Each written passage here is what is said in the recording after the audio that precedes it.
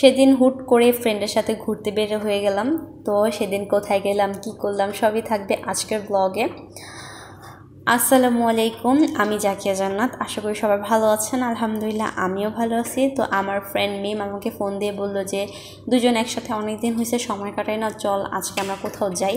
তো ওর কথায় আমি বাসা থেকে রেডি সেডি হয়ে বের হয়ে রাস্তায় দাঁড়িয়ে আছি। আর আমাদের অনেক দিন হয়েছে যে দেখা হয় না, একসাথে সময় কাটানো হয় না, আড্ডা দেওয়া হয় না। তো এর জন্য ওর বলার সাথে সাথে আমি রেডি হয়ে বাসার থেকে বের হয়ে গেছি। এসে এখানে গাড়ির জন্য ওয়েট করতেছি। আর ওখানে একটা গাড়ি আসছে, ওই গাড়িটাতেই আমি চড়ে এখন যাব। আর আমার বাসার থেকে বের হন বা ঢাকাতে, আমি ঢাকার বাহিরে থাকি যেহেতু, তো ঢাকাতে যেতে হলে আমাকে এই সুন্দর বসিলার ব্রিজটা পাড়াইতে হয়। আর এই বসিলার ব্রিজটা আমার কাছে খুবই ভালো লাগে। মানে আর আজকের ওয়েদারটা একটু মেঘলা মেঘলা, এই যে দেখেন কি সুন্দর মেঘলা একটা ওয়েদারে বাসা থেকে বের হয়েছি না।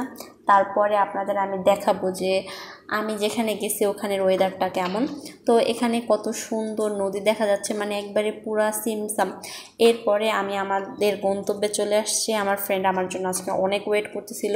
আমি প্রায় ওকে 1 ঘন্টা বাহিরে দাঁড়া করে রাখছিলাম, মানে রাস্তার মধ্যে। আমি একটু জ্যামে পড়ে গেছিলাম, যেহেতু আমি ঢাকার বাহির থেকে আসছি, মানে একটু জ্যাম হয়ে গেছিলো।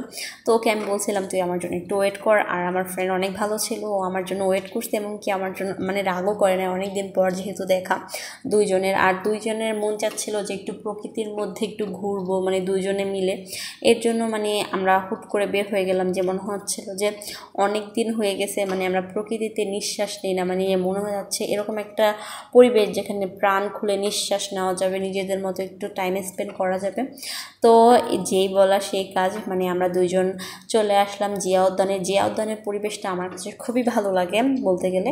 তো এর জন্য পরে আমি চলে আসছি জিয়া উদ্যানে। আর আসার সাথে সাথে দেখছিলেন কি মেঘলা একটা ওয়েদার। এরপরে আমরা একটা লেকের পাশে বসে, মানে জিয়া উদ্যানেরই ওই যে ব্রিজটার কাছাকাছি যেয়ে বসে দুইজনে বসে মানে এখানকার বিভিন্ন জিনিস দেখতেছিলাম আর নিজেদের মতো গল্প করতেছিলাম।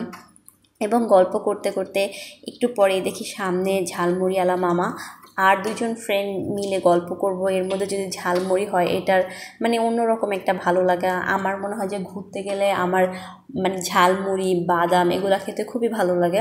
তো এখান থেকে আমি ঝালমুড়ি নিয়ে নিতেছিলাম আর আমি আশেপাশে সুন্দর পরিবেশটা দেখতেছিলাম, যে মানে এত ভালো লাগতেছে। আর আজকের ওয়েদারটা মাশাআল্লাহ মানে এত ভালো ছিল যা বলার মতো না। মনে হয় যে আজকের ওয়েদারটা আমার ফ্রেন্ডের জন্য, মানে না বৃষ্টি না, মানে বেশি রোদও না বৃষ্টিও না, মানে ভালো একটা ওয়েদার।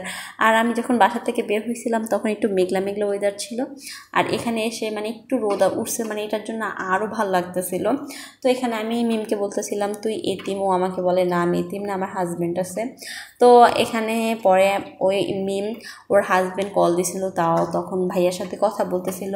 আর ভাইয়া হলো আর্মিতে জব করে, তো ওখানে বিভিন্ন সময় আসতে পারে, অনেক সময় আসা হয় না। তো আমি ওখানে ভাইয়ের সাথে মজা করতেছিলাম, বলছিলাম যে আপনার বিয়ের টিট পাইনি, মানে এইভাবে নানান কথা বলতেছিলাম ভাইয়ের সাথে।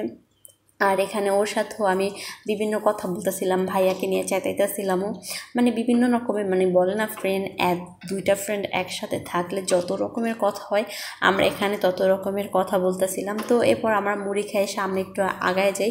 তো সেখানে যাই দেখি দুইটা ফ্রেন্ড শাড়ি পরে এসে ছবি তুলতেছিল। মানে এখানে বিভিন্ন মানুষ আসছিল, মানে ভালোই লাগতেছিল, মানে মানে অত বেশিও না, মানে একটু মিডিয়াম মানুষ ছিল, ভালোই লাগতেছিল।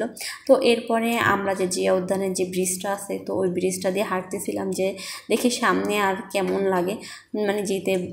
তারপরে ও আমাকে বলতেছে দেখছিস আজকে কি রোদটা মিষ্টি মিষ্টি একটা রোদ, সেই ভালো লাগতেছিল। ও তারপরে আমি দেখি যে ব্রিজের এখানে নানা ধরনের চুড়ি, মানে হ্যান্ডমেড চুড়ি, যেটা মানে এখনকার অনেক ভাইরাল, মানে ট্রেন্ডিং একটা চুড়ি বলতে পারেন। এই চুড়িগুলো আমার কাছে খুবই ভালো লাগে। তো আমি মিমকে বলতেছিলাম মিম তোর চুড়ি ভালো লাগে না? ও বলে না আমার কেন জানি চুড়ি ভালো লাগে না। আমি কি মেয়ে হয়েও তোর চুড়ি ভালো লাগে না? মানে এটা নিয়ে ও কথা বলতেছিল। তারপর ও আমাকে এখানে দেখাইতেছিল কি বলেন তো, কেকের স্টলের পাশে ছিল এক পদ্ম ফুল। আমি বলে হ্যাঁ, একটা আপুর হাতে আমি পদ্ম ফুল দেখতেছিলাম। তো আমি ভাবছি এই সিজনে পদ্ম ফুল হয়তো বা হয়, আমি জানি না।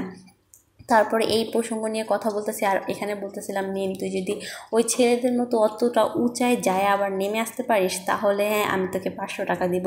ও বলে আমার জীবনটা আগে, আমার আর 500 টাকা লাগবে না। তো তারপরে আমরা একটু চলে আসি আপনার এই পানির কাছে, আর এখানে আপনার ফুচকার স্টল ছিল, তো আমরা ফুচকা অর্ডার দিয়ে এখানে চলে আসি একটু পানির কাছে পাও ভিজানোর জন্য, কিন্তু আমরা পরে আর পাও ভিজাই না। আর বলে না বিবাহিত ফ্রেন্ডকে নিয়ে আসলে একটু পরে পরে ওর হাজব্যান্ড ফোন দিতেছিল, মানে চিন্তায় ছিল ভাই আর কি।